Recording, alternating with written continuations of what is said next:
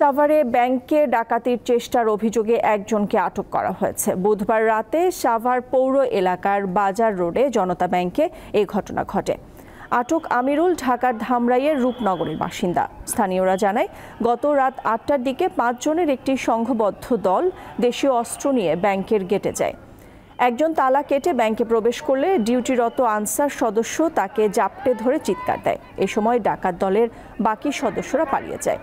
এই সংবাদ ছড়িয়ে পড়লে এলাকাবাসী ও শিক্ষার্থীরা ওই ভবনটির সামনে গিয়ে জড়ো হয়। পরে খবর পেয়ে সেনা সদস্যরা আটক করে ডাকাত সদস্যকে। তখন ৯টা বাজে নাকি বলে তারা এখানে ব্যাংকে প্রবেশ করছে, মানে যেভাবে পিছন দিয়ে যেভাবে ঢুকছে। ৫ জনের মধ্যে অবস্থান নিচ্ছে। অবস্থান নেওয়ার পরে যখন নাকি খুঁজ পাইলো যে কেনা যে তারা এখন ধরা খাইব, 4 জন অলরেডি পালাই গেছে গা, আরেকজন আর যাইতে পারে না গিয়া।